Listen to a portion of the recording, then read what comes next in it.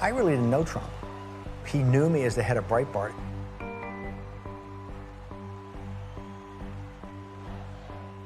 The Mercers just went to Trump and said, you're going to lose by 15 or 20 points if you kept going down this path.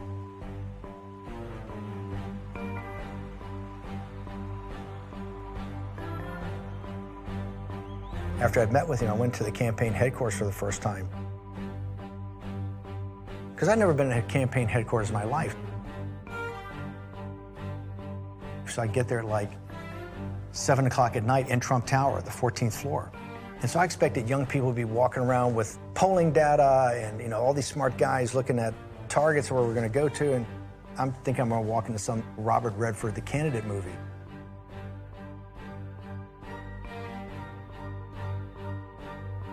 And I get up there, it's totally dark. There's nobody there. It's like it's 7 o'clock at night. And there's one guy. And I said, where is everybody? And he goes, well, it's Sunday. And I go, yeah, I got that, but where are they? And he says, well, they'll all be back tomorrow. They don't really work weekends. When I take over, he's somewhere between 12 and 16 points down.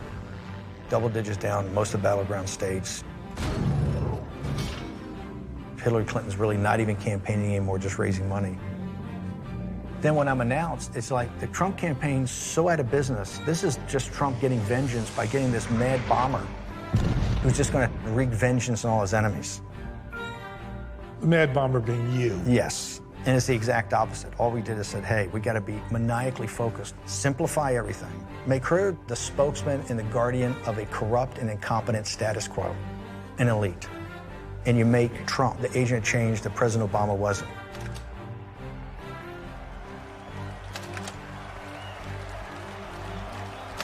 We could see his message was resonating. And all you had to do was channel that in the right way. And yes, we will build a wall. Have to. We have to.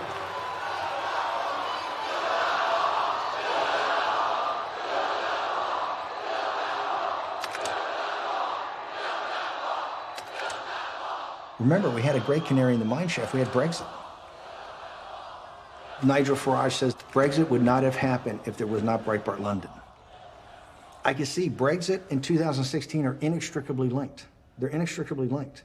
It's just going to be three verticals we're going to focus on. Number one, we've got to stop mass illegal immigration and limit legal immigration to get our sovereignty back and protect our workers. Number two, we have to bring manufacturing jobs back, basically from Asia. And number three, we have to get out of these pointless foreign wars.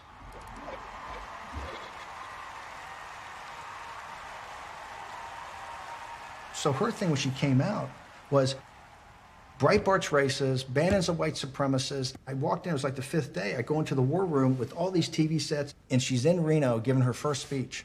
And she's giving a speech on the alt-right and Breitbart and Steve Bannon. I'm going, she's running for president of the United States. I said, she's walked into the trap. This is not conservatism as we have known it. This is not republicanism as we have known it. These are racist ideas, race-baiting ideas, anti-Muslim, anti-immigrant, anti-women, all key tenets making up the emerging racist ideology known as the alt-right, a fringe element that has effectively taken over the Republican Party. If she's going to preach identity politics, and we preach populism and jobs and bringing manufacturing jobs back, we got it. For all their brilliance and all their money and all their professionalism, they don't have an understanding of what this election's about. And that's when I knew we had her. You have to have faith in your plan. That's one of the lessons of 12 O'Clock High.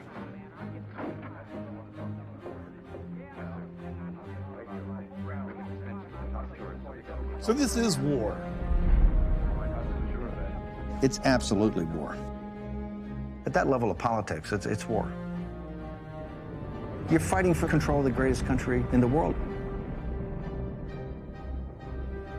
It's war. War is three phases. Step one, take the high moral ground so you can motivate people to fight. Number two, leave a smoking hole of where your enemy is. And number three, fill said hole with your stuff and your values. We're doing debate prep. The Washington Post calls Hope Hicks, gives her a transcript of some audio that's going to come out. I talked to the writer's editor. Get us the audio and let us check it, and we'll get back to you sometime next week. And this guy said, hey, look, it's going up in 5 minutes. The authentication process will be very quick.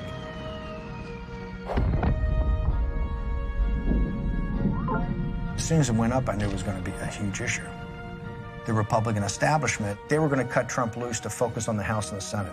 We were going to do some sort of video or something that night, which we didn't get out till like midnight. You know, people say it was the hostage video. I've never said I'm a perfect person, nor pretended to be someone that I'm not. I've said and done things I regret, and the words released today on this more than a decade-old video are one of them. There's a big difference between the words and actions of other people. We will discuss this more in the coming days. See you at the debate on Sunday.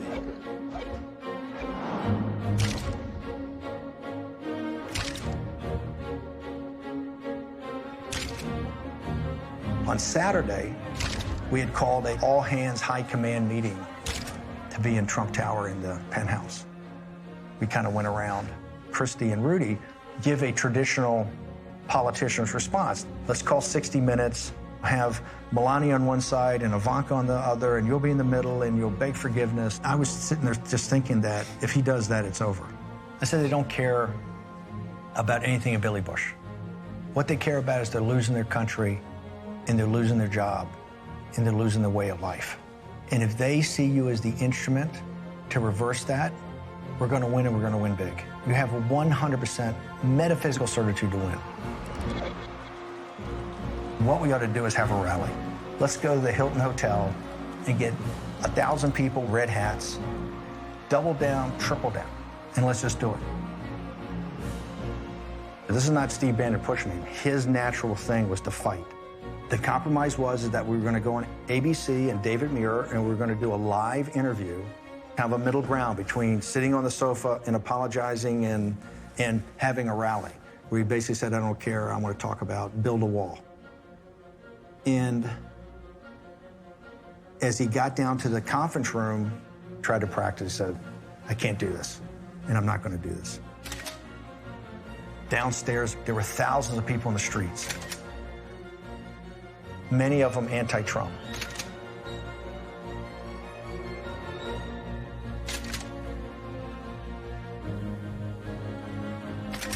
But there were a lot of deplorables down there in the red caps. He told the Secret Service right there in the room, he goes, I'm going down and see my people. He's going to go out and just hold a rally right there.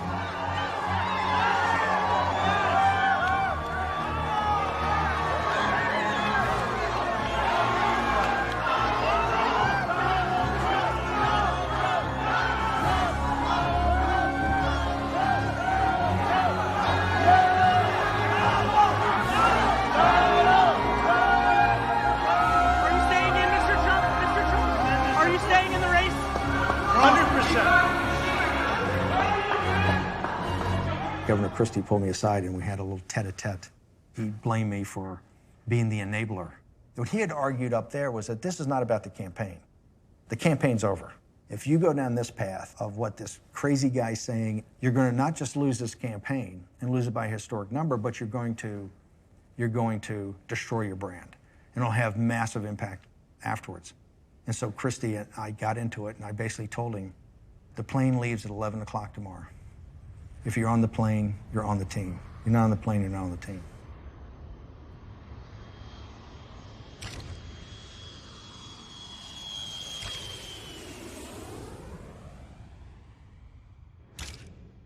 In that moment, I had people who would come as first-person testifiers of the actions of Bill Clinton and her actions as an enabler. So I had personal witnesses, Paula Jones and Catherine Willey and others. At about 4 o'clock on Friday, I called up and made sure that the women that were being filmed would be actually in St. Louis on Sunday. So it was your idea to bring the women to the debate? Yeah, 100%, yes.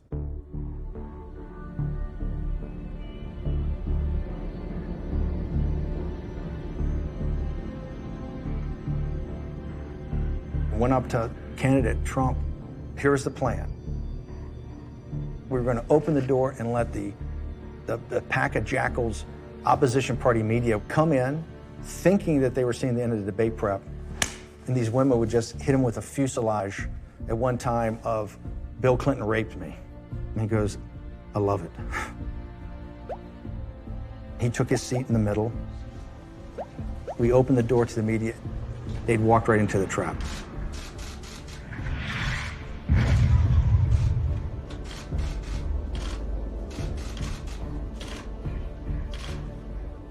You could tell it gave him confidence. Mr. Trump, you touched women without their consent. Mr. Trump. Why did you say you touched women without consent, Mr. Trump? Why don't y'all ask Bill Clinton that? Why don't y'all go ask Bill Clinton that? Go ahead and ask Hillary as well.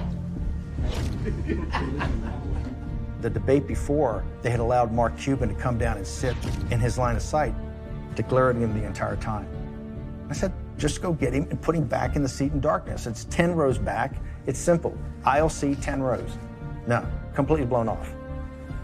So this time, we're going to walk out the 4 women and put them in the VIP seats and make Bill Clinton on national TV walk past them.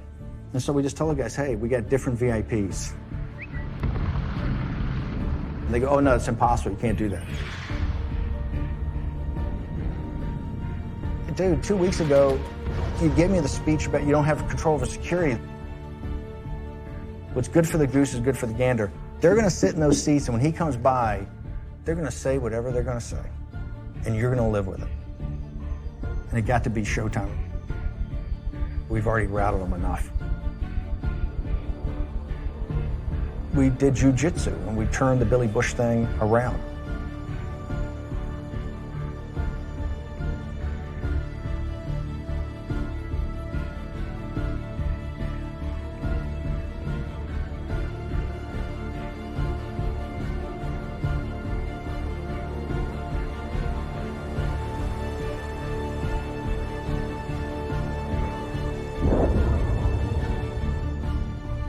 It comes down to 1 or 2, maybe 3 moments the entire time, and you're going to make a decision under pressure, in the moment. And that decision is either going to lead to victory or defeat. And if you pick the wrong path, you'll look back in hindsight and see how your defeat came about. It wasn't a perfect campaign. There is no such thing.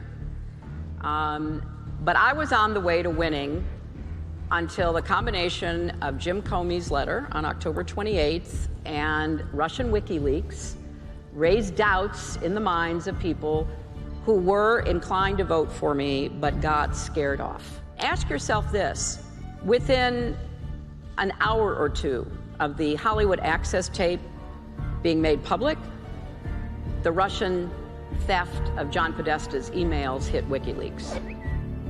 The reason why I believe we lost were the intervening events in the last 10 days.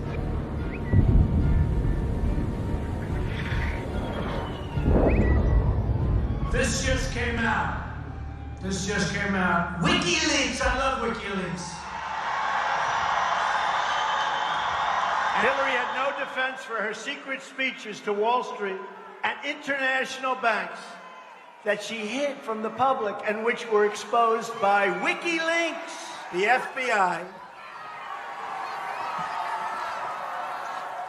has just sent a letter to Congress informing them that they have discovered new emails pertaining to the former Secretary of State Hillary Clinton's investigation.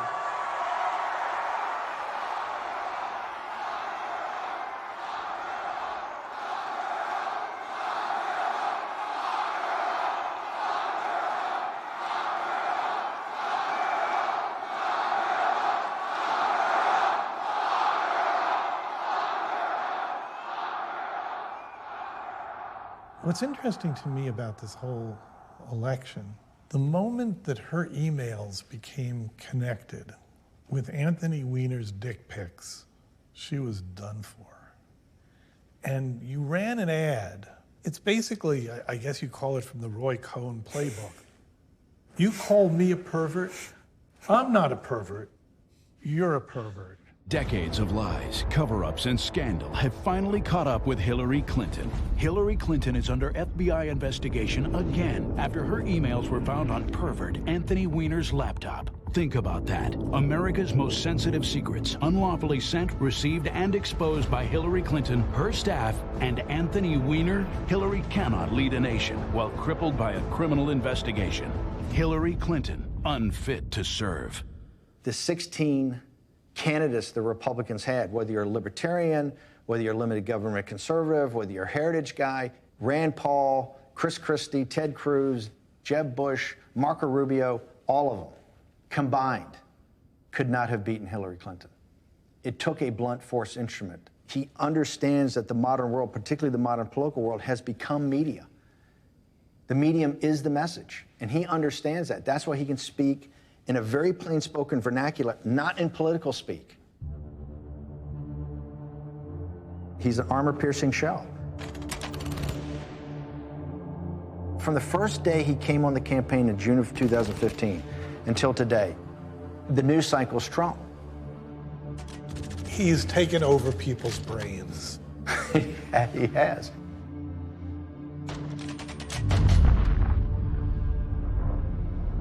You could not be politically correct and defeat the Clinton apparatus or the Clinton junta. You need to be a blunt force instrument. Do you really think that she is more corrupt than, say, President Trump? I don't think Trump's corrupt. I don't think he's corrupt. No, I don't think he's corrupt. He comes from outside the government. He's a real estate guy. You can be corrupt outside the government.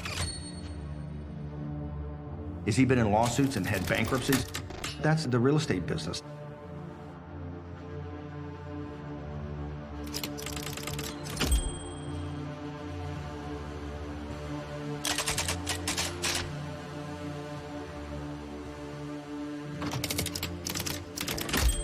You know, one of the keys to the campaign was giving people permission to vote for him, right? At the end, I think there was up to like 15 to 18%, some huge number, that come to the conclusion they didn't like either candidate. That broke, I think, something like 2/3 to Trump.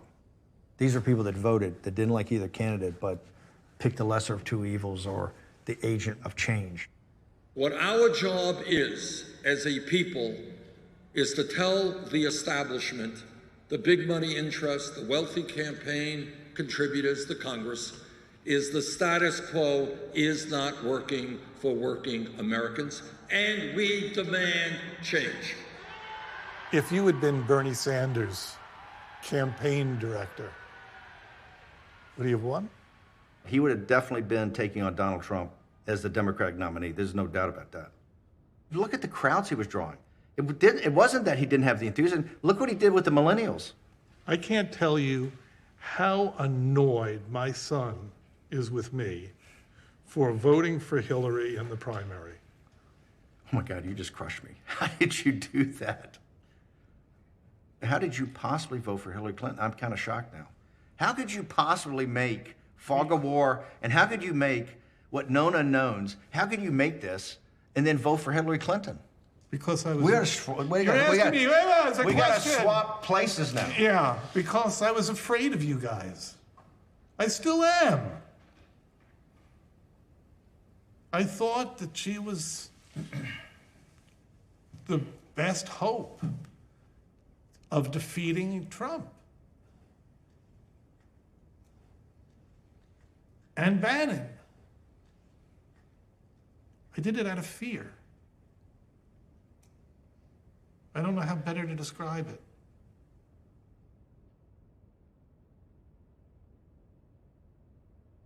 We're at the very